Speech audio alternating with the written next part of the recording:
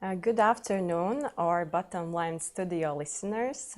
Today we have a guest, Alina Aronberga, who is Senior Vice President of Human Resources at airBaltic, and she's also Riga Business School MBA alumna. So nice to have, it's nice to have you here. And going through your LinkedIn profile, it's interesting and inspiring at the same time to see that you have been working at airBaltic for 10 years. And your major role has been always linked with human resources. And when I think back about my career, I also wanted to become expert in human resource and focusing on people development, but my career changed a bit and I'm now working more in a different sector. But tell about yourself. Why did you choose HR and what is your career path before we deep dive into data analytics and about more human resources? Yeah. More focus. Yeah, to start with, hello everyone who are watching or listening us today, and also happy to be here and glad that you invited me, Linda, to share my career story, my RBS story, and also some topics I am passionate about. How I chose HR, I would say HR chose me somehow throughout my career, because I actually started studying legal law. I have a bachelor degree in law. That was my first professional, so the first job experience for me was related to assisting. Actually, the first job was at police, registering some claims, administrative claims, something like that. It was a very, very short experience, but a lovely one. And and then I joined some law firm where I had also part-time job being responsible for HR related, but more like administrative tasks. So that was my first interaction with an HR, but yeah, I would say pure administration. Then I had a lovely break to raise my son. And after that, I started to look for some new endeavors. And one of the vacancies I have submitted my CV was also related to the HR administration, where I thought I had certain experience. Let me try. There was also a requirement for the legal expertise, so I thought that's perfect match. And that was actually the subsidiary of airBaltic. So when I applied, I didn't know that it's airBaltic group company that was purely focusing on HR and finance services. That was very tough selection, I would say, for HR administration specialist. I went through I think that 4 steps, different testing, group testing, some practical task interviews with one manager, another manager. So that was very, very exciting. So okay, here are very high standards. Looking forward to join. So I was very happy to join. It was, and even more happy when I learned that it's related to aviation. It's located in the airport area. No matter that I was living at the time in Saukrasti, so I spent 2 hours one way to get to work.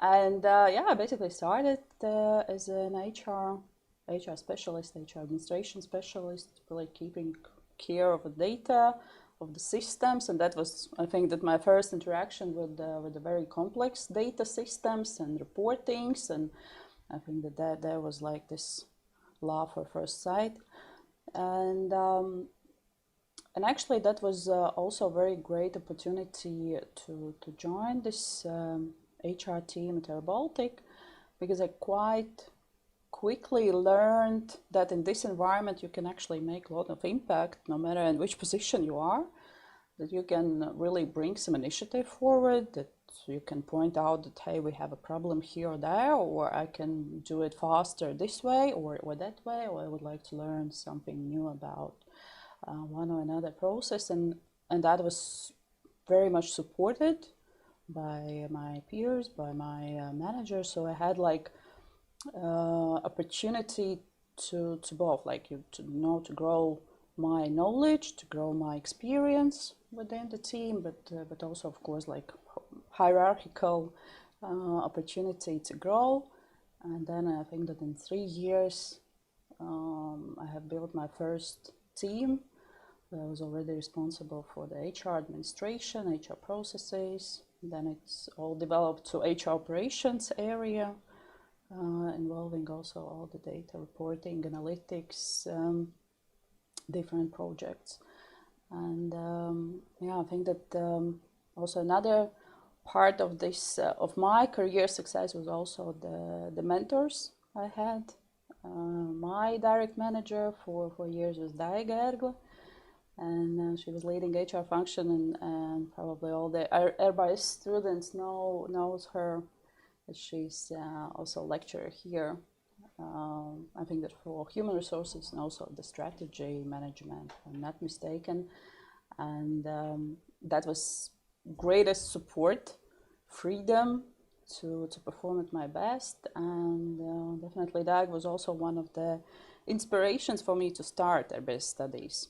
Like years ago, more than 7 years ago, she was the person who said, yeah, that would be a great chance for you, a new journey, getting totally new experience, networking, and also putting my own expertise on totally different level. So that was, let's say, first impression and this first years within the organization. And then with the time, how big was the company? And you mentioned about this opportunity to offer to come up with the initiative and being listened. And if you compare now and then, like what are the differences?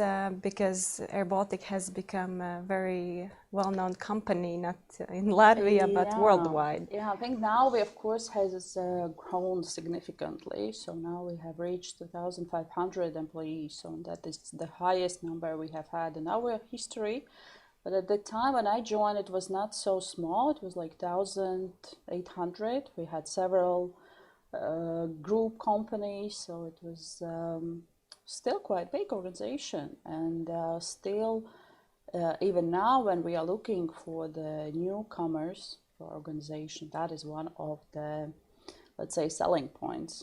So, and also from my experience, I definitely can compare with other organization I have been working on, with whom we have some experience exchange, professional level. It's what stands out for me is that we are responsible for our decision mates. So we are responsible for what we want to achieve.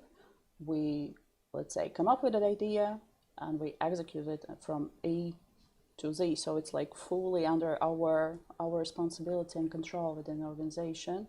And I would say no matter in which position you are, we have so many channels for employees to express themselves. We do have engagement surveys, we do have reporting systems, we do have idea hub where everybody can submit the idea, and actually this idea will be brought to the management level quite easily. And also, at least I can speak from my team, I think that each and every member, no matter is it assistant level, entry level position, everybody can affect and impact what they are doing and ask questions, challenge everyone. So and also of course our CEO is briefing our employees on weekly basis with a fully transparent picture of what's going on with the company. So what was the decisions made on weekly top management meetings. So broadcasted for all employees, everybody can ask questions and CEO answers them. And I think that still is the case. That is part of our culture. You mentioned about Daiga, who now joined Riga Business School as executive programs lead. What about, you said you graduated Riga Business School. What was the push? You said Daiga was the mentor. You mentioned about the strategy, like how do you compare yourself between those before you joined Riga Business School and afterwards. And I know your thesis was very specific about blockchain technology. So can you briefly tell about your journey here at Riga Business School? Yeah, I think it's nice that you again mentioned Dag, because Dag was throughout the whole journey with me here, also being a supervisor for the master thesis, and I also took part at her lectures on human resource management. Let's say, so I have joined the Riga Business School studies in 2017, so it was close to 7 years ago.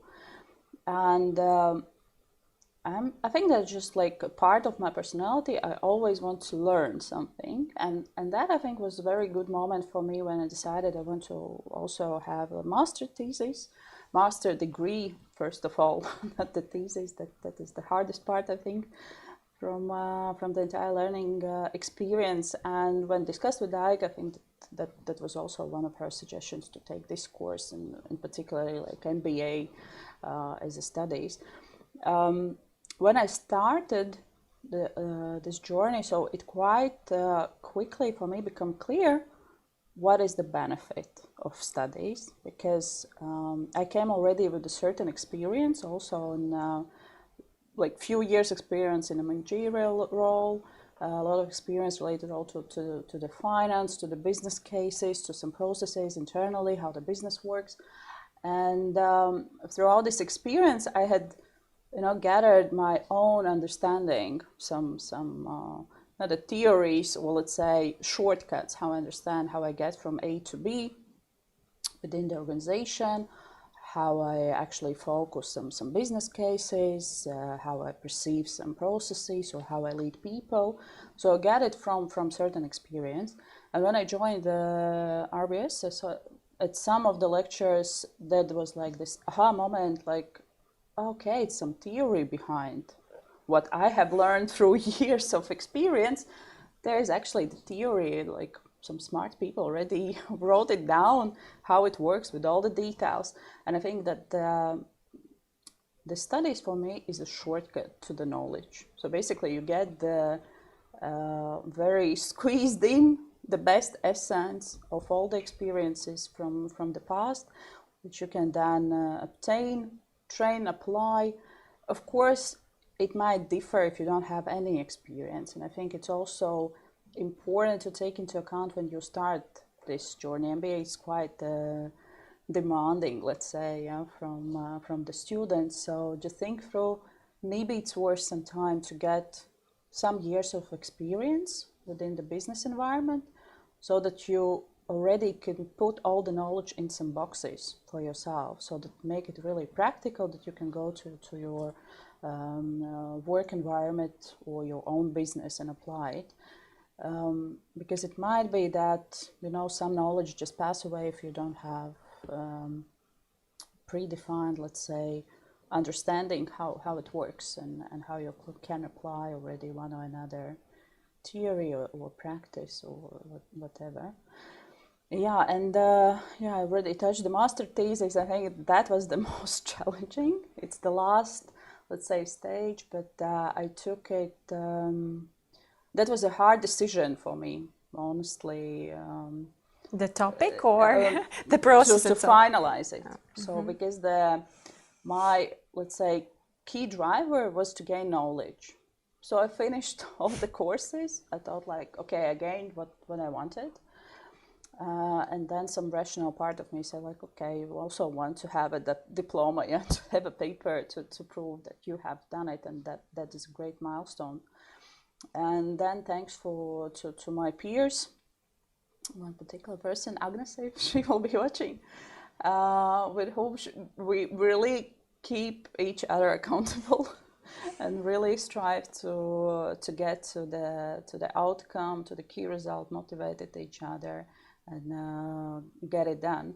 But for me it was 7 years, and I think it's like totally okay. There were different, let's say, crises in between. There were also I took the pause when I stepped into the already my like managerial role of the HR manager of airBaltic, I really took a pause in training because I was super focused on the work environment to understand how it will work, how I will shape the organization, my own team, and so. The same, I took the pause during the COVID because it was overwhelming to really focus on something else. And I think it's just like normal path, so it's totally okay to be focused on what you want to be focused at a certain period of time, but still keep this persistence to finish. And on master thesis, I think that the idea came quite easily. The team came easily because airBaltic at that moment was, let's say, one of the first organizations speaking about the NFTs, about the blockchain technologies, introducing them as a part of our loyalty program. And then I thought, like, okay, it's very interesting and I also learned a lot from our experts, internal experts. I was also witnessing how we are learning, how organization is actually changing the mindset.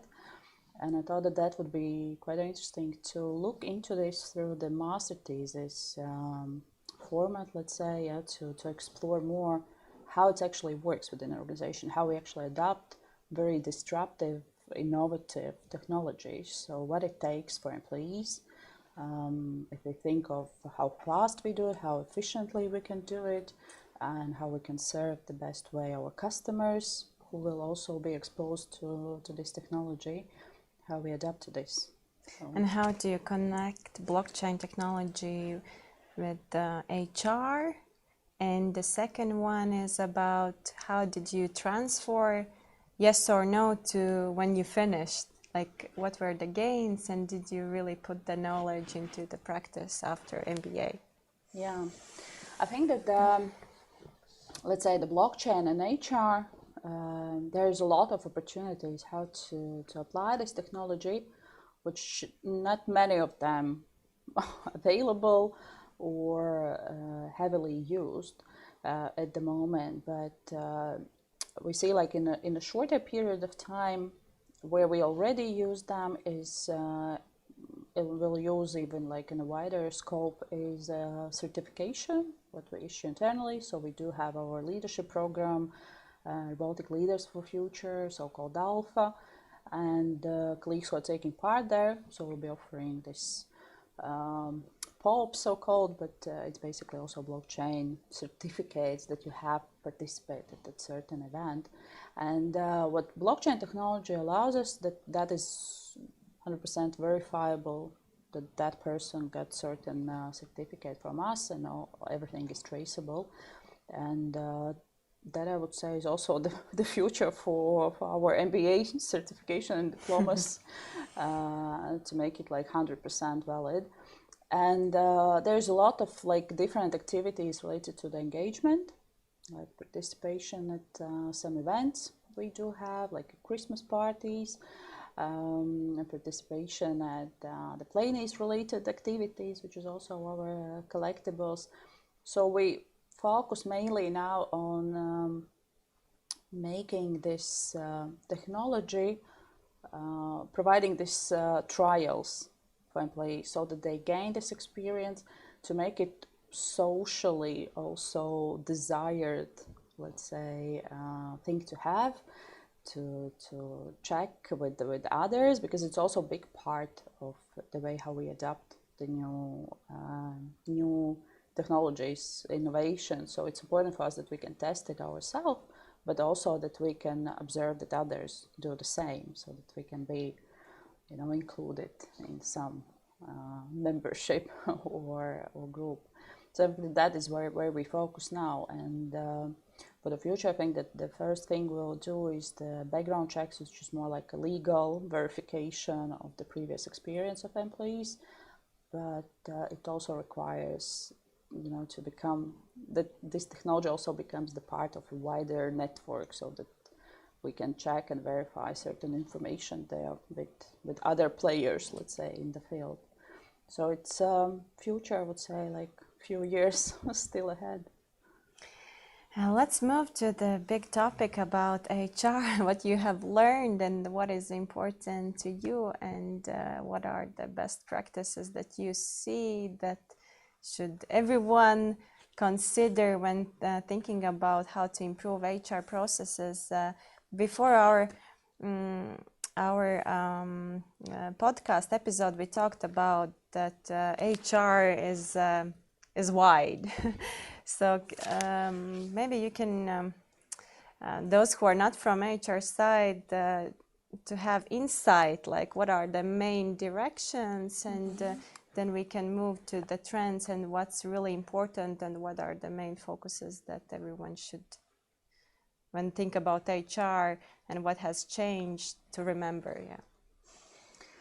Okay, to explain what is HR, I like this point of view related, if we look from employees' experience or employees' life cycle. So person joins company or applies, let's say, that is the first, learns about the company, that is part of employer branding. So everything that you see in media, in social media, what you read, it's all created together with the communication colleagues usually and the HR, and it's not only at airBaltic but any company in the world. So that is a part of employer branding, and that is also HR function responsibility, that everyone recognize company as employer and wants to join. Then person applies, that is the recruitment and selection part, to have it like super transparent, very diverse selection process, so that also candidates gain the best experience they can have throughout this process, and it's also kind of linked with the employer brand as well. Then person joins the company if it's a positive selection process.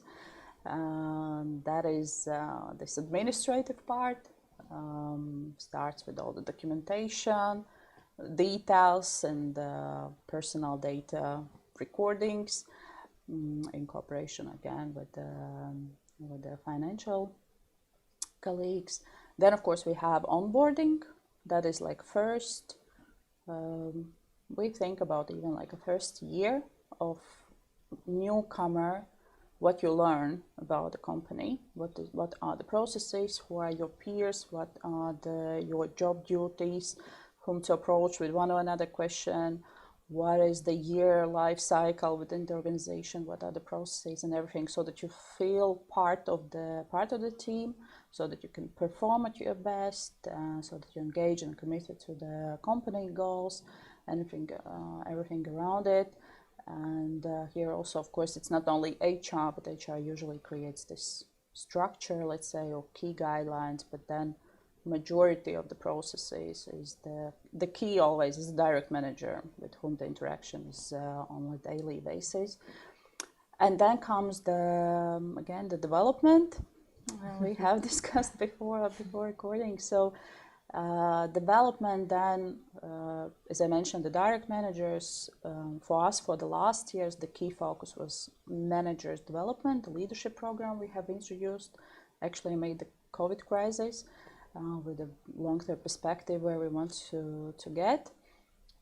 Developing the skills, developing the competencies within the organization, and then HR takes this, let's say, role to understand where we have a skills gaps, where we want to get in a few years, what is required for the organization success, and then cascade it to the direct managers. And of course there is also very qualification related or job related trainings where direct managers or responsible departments can even sometimes take the key role. Then there's compensation and rewards, but we all are here to work for the organizations and also to feel recognized, and it covers not only the salary but also the benefits and how the recognition works within the organization. So many elements, very, very holistic view on that. And engagement, it is like surveys, what we run, analysis of the surveys, some activities to actually emphasize the engagement, to enhance it for the different departments. And there is also a big part is also offboarding for the colleagues who decided to leave, or there is any like business decision made that we have to go separate paths with employees, or in our case it's also pensioning plans where people leaving company already for the pension. And yeah, that it's sad, but it's also very, very rewarding in the end when you have this kind of events. So that is offboarding, and then we still keep some of our alumni environment, keeping in touch with our ex-colleagues, former colleagues, so to share some information about us, offer some new job opportunities as companies growing and changing every day. So I think that would be the key areas where HR takes part or leads and make the strategy for organization. You mentioned at least 7 phases, stages, so many data. And I also, when thinking about this episode, would like to talk to you about the data, because we know that all the smart decisions are based on evidence, based on data, and it should be data-driven. So maybe let's not go through in each phase what we analyze, but maybe can you highlight airBaltic strategy, like how or from HR perspective, what does it mean to look to the data in HR field? Yeah, I think that is one of the areas which I personally enjoy, and sometimes like so my team smiles on me when I say like, okay, so do we have a data for this? Or okay, let's create a business plan, so a business case for particular activity. And sometimes they are laughing, sometimes I knew that you'll ask about it.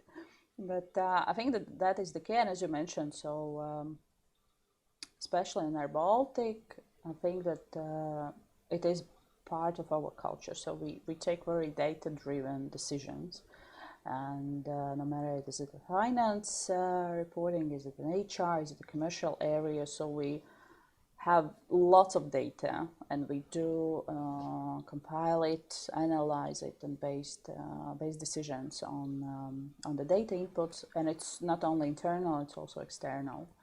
And I think that also for the HR, it's also very important to measure external environment.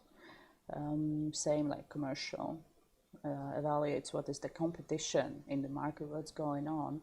So the same is for HR. So we have this, there always was this saying about the war for the talents, and a few years ago somebody said like, talents already won, so like, let's work with the talents together. So it's not already like a war, but you really need to understand what's going on so that you are not behind. And because the HR, with the HR processes, sometimes the impact, especially if we talk about the development or some cultural changes, comes with not with a delay, but it just requires a lot of time to see the results. It's not like 1 month's change and we see like cultural change, but and the same with let's say with employer brand or the competition with other employers. It sometimes might cause the trouble, which will not be able to recover for a significant period of time. And I'm talking about our own experience, because we had this very harsh, let's say, process and striving through the COVID crisis, which also involved, of course, very hard decisions about the employee termination and staff cutting. And those decisions at that point caused a lot of trouble for us when we started to grow again, because we had to again build our brand, build this promise for the for the local labor market, for the talents who were following us, and really took I would say like a year at least to rebuild it, to really gain again this position of being desired employer, and see this data when we see in recruitment, the time, how long it takes for us to hire, how many applications we have for positions. It all recovered, but it took a lot of time. So I think that it's very important that companies are not losing. And I mean, like, compensation market, but might be one thing where you really need to follow so that you're not lagging behind. And there's a lot of let's say a lot of data we do analyze, look into, and it's not only qualitative, some metrics that we have defined, and I think that all HR professionals knows them: the rotation, the number of employees, the trends in and out, let's say, this element, the sickness rates, the engagement rates. Those are like a very high level KPIs which everyone can follow. And then I think it's very important that in HR analytics, it's not always like 1 + 1 = 2. So I think that also one our CFO once mentioned, it related to the marketing, that it's not finance analytics. It's not as easy as finance analytics. Yeah. So and I think that here marketing and HR is very similar in the way how we analyze and look into data, because it combines not only just pure numbers, but it also involves some social aspects, some psychology. So you cannot always predict that if you will do the same, will work the same way in any other environment. In HR, then that would be like other team. So we see for this team, engagement has increased because we did that and that in the previous period.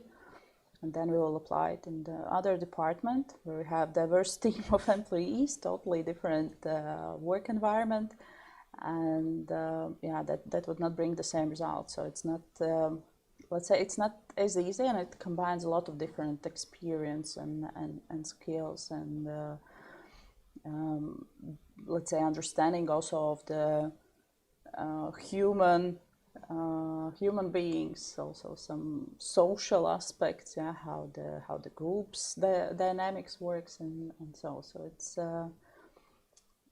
interesting job, I would say. What would be that X factor that before you didn't predict, but now that is playing more important role than before? You mentioned about team dynamics. Is there any elements that you have found as surprising, or that before you didn't take into consideration, but now you're paying more attention?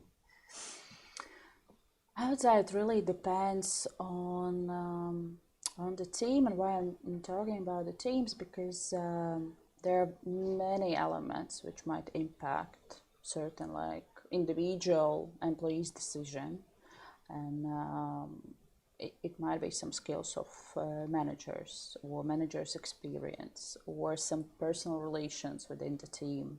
What are those like team dynamics, how they collaborate with each other. But I think that with HR analytics, what we have, let's say, relied years before, that is what brings the result, certain activities. With HR analytics, you can be very critical and challenge any of your ideas, and really go into details. Like, for instance, there is like general understanding, like 10% rotation is high, or that is like the optimal level. If it goes above, then it's not so good, or goes below that. And again, then you look on specific area. Imagine you have a team of 10 people with a very unique qualifications, who have learned for, I don't know, 5 years, for instance, to get the certification. then 10% is already too high, yeah.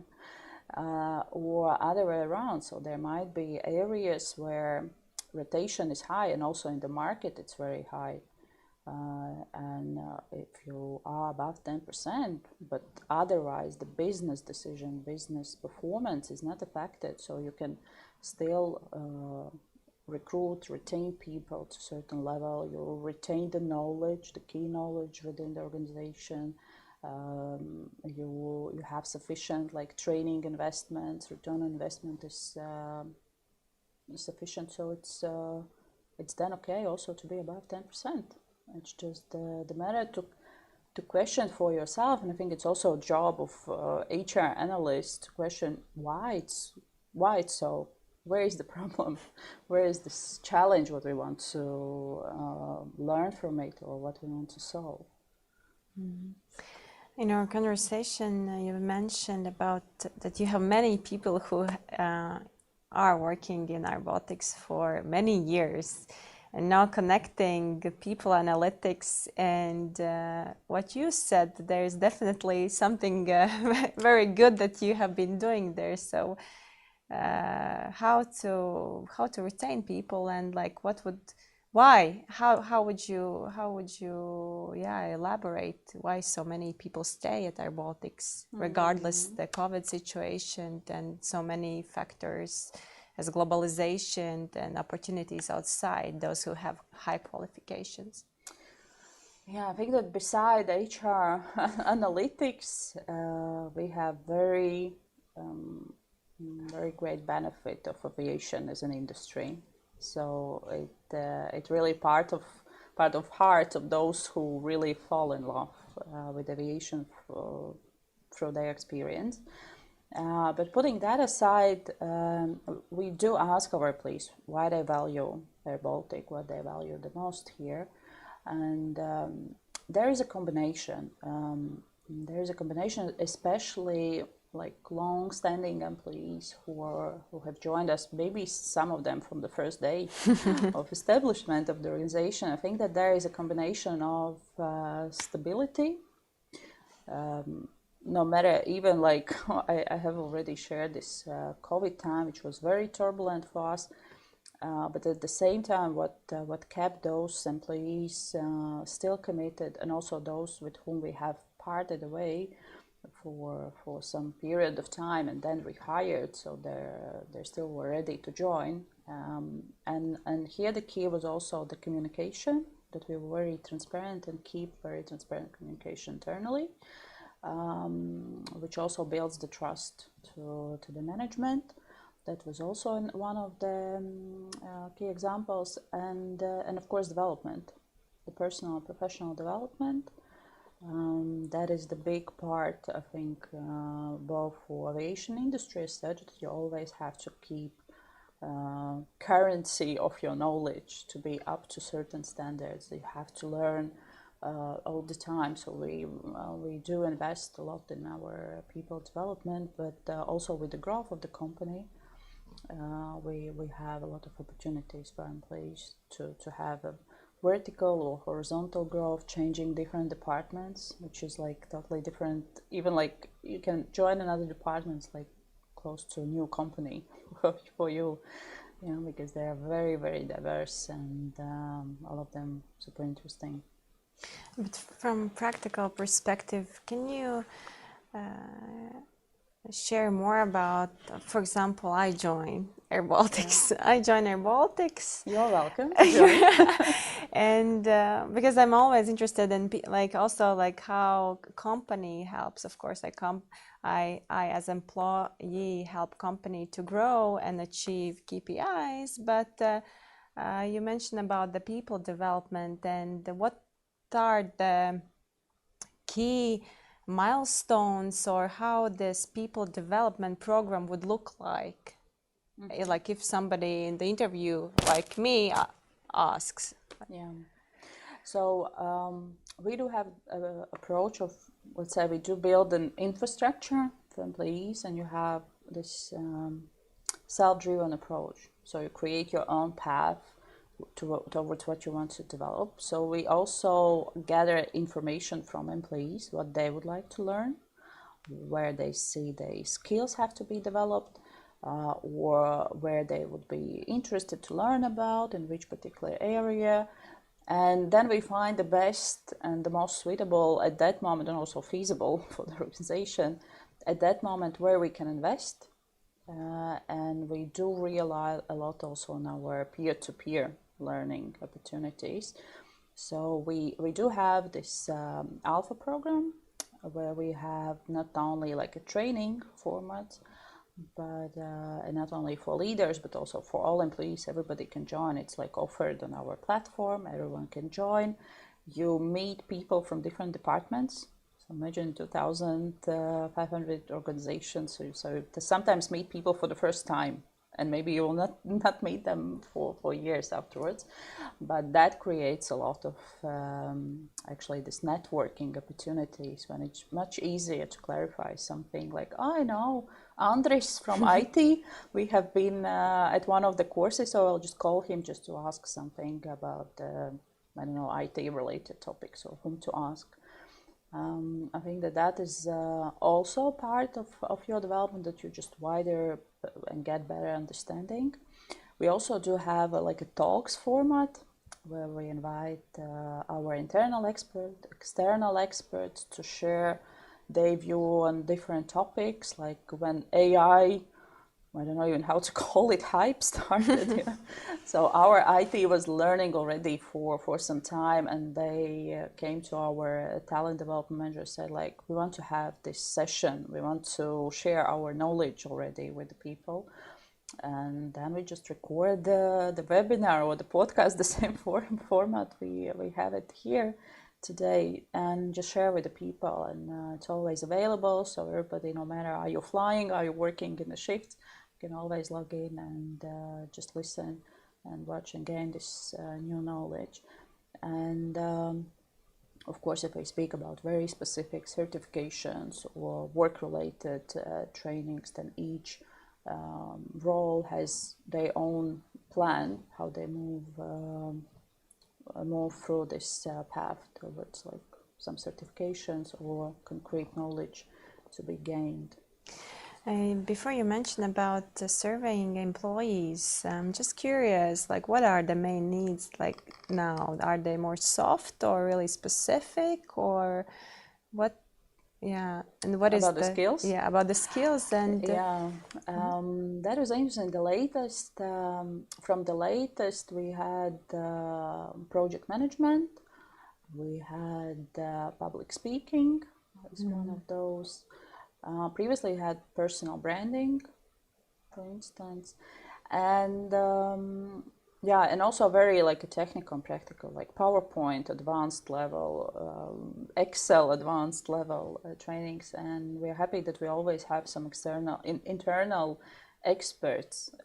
We announce it as a vacancy, usually, that we are looking for people who can train on this, and we get insiders who can share their experience. And also it's very nice that you can always like adapt it to internal culture, internal environment, how you can build your brand internally, what are those resources internally, and so. And of course we always have this company perspective, what we'll gain if we invest into development of employees. For instance, personal branding, yeah, it's personal, but through this branding, sometimes employees can become also the ambassadors for airBaltic, or that is also part of employer branding, right? So if we do have very, very clear branding of our employees, of their knowledge, their competencies, it's also increase our standard in how we are perceived as an organization. In our email thread, you mentioned about it's not only about HR, it's not about HR, it's about business. Can you explain? And also you mentioned about the key role of management board. So yeah, can you explain more? What did you mean? I think that let's say when we analyze data, and it's also certain like level of maturity, we also learned it that sometimes we forgot to present the data, or we make our assumptions without sharing the information in advance with the managers, get people on board, so what's going on and why we take certain decisions. Or it's like, you know, the basics of the change management, yeah, to explain to the stakeholders what's going on, actually what we see from the data. And that is decision where we have to invest certain, sometimes it's money, sometimes it's time, sometimes it's like reshuffling something that we have already built, because from the data we see that it's not working, something is not working. But related to the business, that of course always the analysis of HR data is not for just understanding how HR works. So it's about people and how that correlates with the business results. It's also related when I personally go to the management board, I clearly have to understand the return on investment, the business case for any initiatives, to really show the data, and so the data are also reliable. It's also very important to build this internal capability that HR can bring very reliable data and also be, let's say, very upfront, open about your assumptions, because usually assumptions, especially with something new, you just take from the best practice, from some white papers, and so on, and then you have to test it. So you have these assumptions, you invest for 3-5 years in some business case, but you have to then follow up, are these assumptions working in our environment? So maybe not. And it might be, I think that I also mentioned to you before about this, what was the myths we have broken actually internally, or change our mind, was also related about the compensation, so that we can stop rotation with the compensation increase, which is not exactly working based on our data. So there are many different elements, and it's not only about the amount of compensation, it might be the frequency of review, and the extent to which extent it's fully transparent, how clear are the let's say compensation principles for the individual on a team level, etc. So there are many components. It's just not working that, yeah, as I mentioned, 1 + 1 is not always 2. You said about to make sure the data are reliable. How have airBaltic has strengthened the capacity of gathering the data and making a decent analysis and decision making, because data, the amount of data has grown? Yeah, I think that it's very important that we have this close cooperation with the finance. Depending on the organization, it might be also IT, and so that you have very let's say clear tree of the data, so you know what you compare with what, so where are the apples and where are the oranges. For us, the key was from the HR analytics perspectives, and I think that many big organizations knows the pain that you have different systems and you have to compare somehow data, you have to analyze them. And of course, to our size at the moment, we don't need some very super sufficient analytical systems. So we can combine from those reporting systems that we have, but you always need to have one, let's say, comparable data input, like is it the employee number, for instance, some registration number, any different kind of code, so that you can validate the data in all the systems that those are working properly. So we have established different like reporting and reports checking systems. That is also very very important and helpful for the HR professionals, so that you have clean data, you have regular reporting, you always compare with the previous reports, you find out the errors, and so far best And system is Excel. Yeah. So. But who takes this role? Is there a specific person as a data analyst, or is it part of HR Yeah, function? in our team we do have two roles responsible for all the data reporting, business cases, analysis.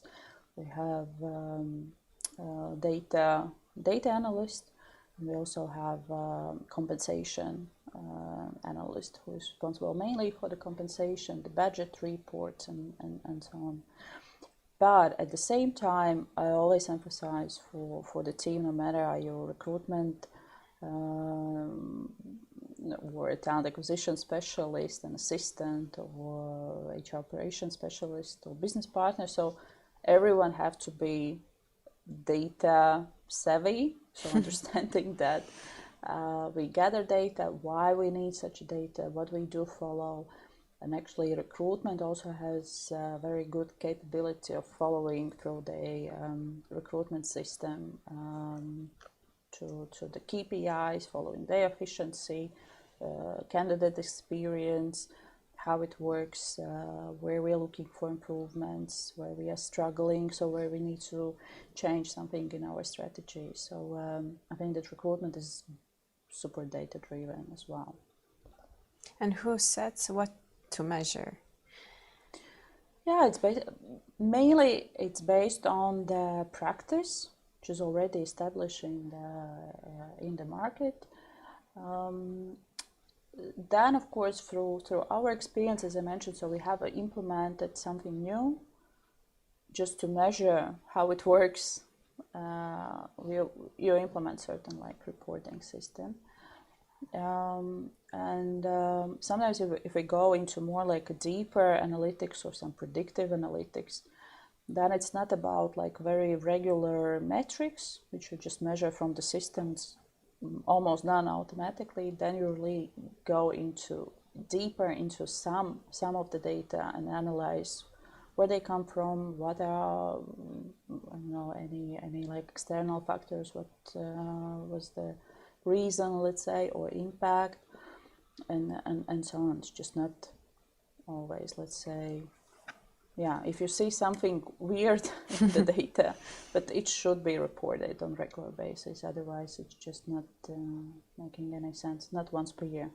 It will not work. So. And the third point you mentioned about that then the management board is the key. Knowing that you have from the entry position, you have grown to the senior vice president of human resource.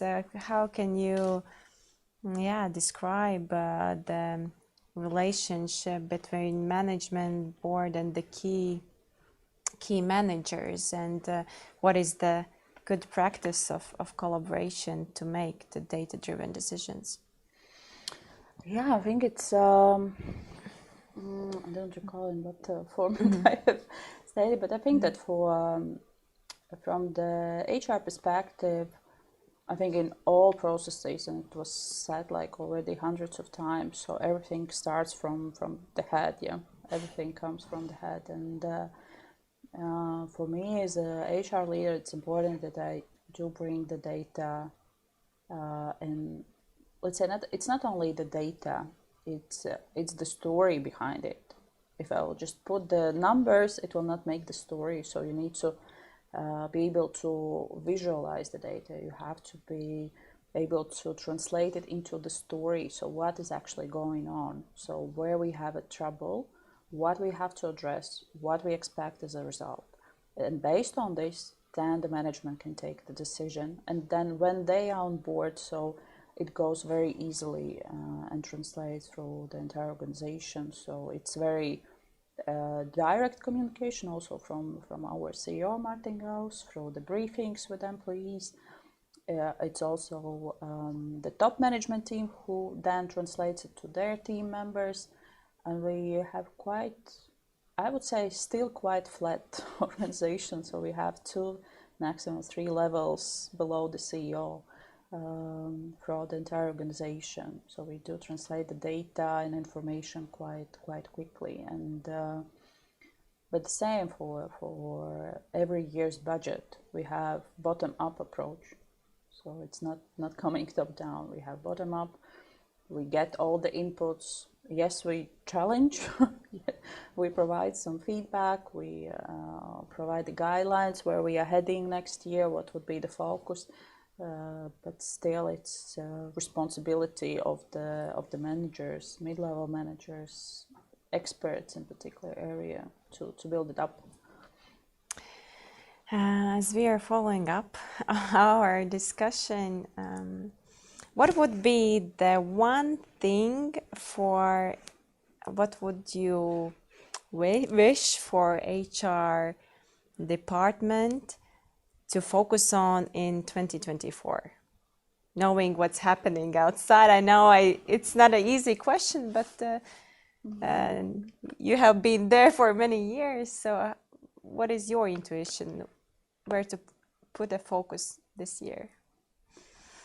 I recently was listening to one of the podcasts about the trends in HR, and those trends are, I would not say that shifting from year to year, but of course that there is an impact also from the economic situation, some big trends coming from mainly US.